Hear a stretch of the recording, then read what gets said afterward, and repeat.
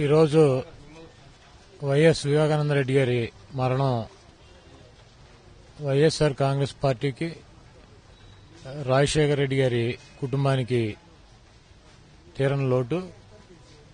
ఆయన మరణానికి చింతిస్తూ వారి కుటుంబ సభ్యులకి ప్రగాఢ సానుభూతి తెలియజేస్తూ ఈరోజు ఆయన మరణం మీద అనేక అనుమానాలను వ్యక్తం చేస్తున్నారు.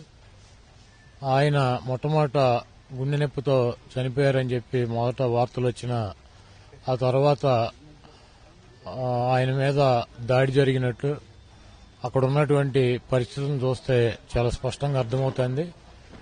ఈ ప్రభుత్వం, తెలుగుదేశం ప్రభుత్వం, పోలీసు వ్యవస్థ రెండు నిష్పక్షపాతంగా ఎంక్వైరీ చేసి దాని వెనక ఎంత పెద్ద దోషులున్నా, మరి వాళ్ల పార్టీ వాళ్ళున్నా ఎవరున్నా కూడా దాన్ని బయటికి తీసుకొచ్చి ప్రజలకి తెలియజెప్పాల్సినటువంటి అవసరం, దోషుల్ని కఠినంగా శిక్షించాల్సిన అవసరం ఉంది.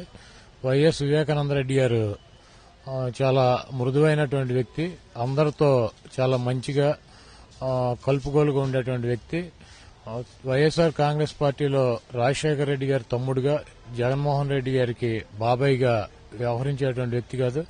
ఒక సామాన్య కార్యకర్తలాగా పార్టీ కోసం పనిచేస్తూ పార్టీలో ఉన్నటువంటి ఇతర నాయకులతో చాలా మంచి మర్యాదకి పెట్టింది పేరుగా వ్యవహరించేటువంటి వ్యక్తి. అటువంటి వ్యక్తి మీద దాడి చేయటం, మరి ఈ రకంగా ఆయన్ని మరణించేటట్లు చేయటం చాలా అమానుషమైనటువంటి చర్య.